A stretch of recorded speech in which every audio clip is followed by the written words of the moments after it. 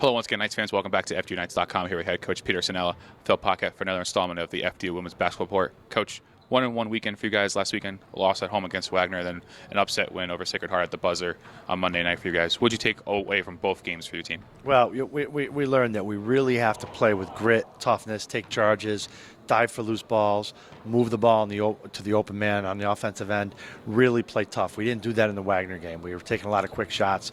We were getting beat to loose balls. Wagner really was good at that. And we had to come back in the second half, but Wagner just played really tough. In the Sacred Heart game, we did those things. We were diving for loose balls. We opened the game, taking charges right away. And we were gritty and tough, especially in the fourth quarter. We really found the open man, moved the ball around, and had a lot of different people hit shots. Is that one of the reasons installing Brandi Cox into the lineup on Monday night? It seems like that's kind of like her MO, is just to go all out and then make all the hustle plays for you guys. Well, we were looking for a solution to play better on Monday night. We just went with this is the group of players that played really well in practice on Sunday. So they played great in practice on Sunday, and Rainey was one of those players that really played well Sunday. And they carried that over, and Rainey had by far her best game of the season and probably of her career as well. Speaking of Monday night, Maddie Conley also had a career high 22 for you guys. Her and Rainey combined for 36 of you guys, 58.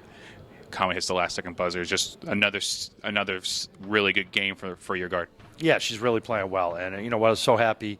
Anytime you see a player do that, she's 1 for 6 in the first half. Some players are not going to come out and shoot with confidence. She doesn't let it affect her. She ends up having a career high. So, she was 1 for 6 and ends up having a career high. So you definitely can do that as a basketball player. People are going to go through spells where they miss 4 or 5 shots in a row. You got to keep shooting with confidence, and she did that. That was a big thing.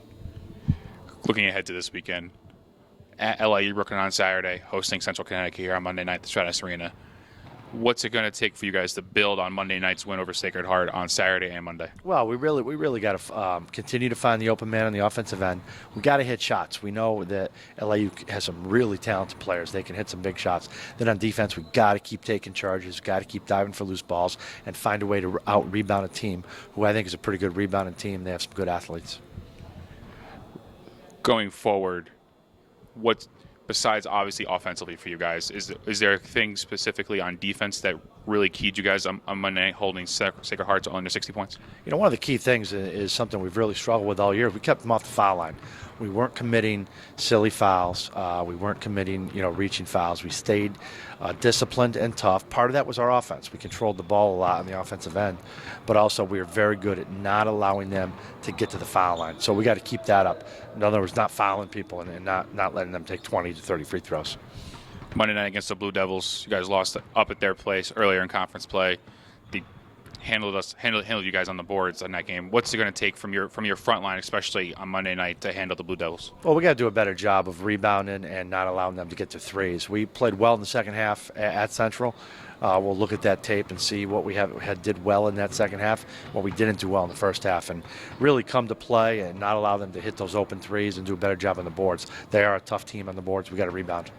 Awesome. Thank you for your time this week, Coach. Knights fans, don't forget both games this weekend will be live on necfrontrow.com on Saturday when the Knights take on the Blackbirds over in Brooklyn. The game's slated for a 2 o'clock start. And here at the Stratus Arena on Monday night for a 7 p.m. tip against the Blue Devils. Be sure to stay up to date with all FDU Knights information at FDUKnights.com.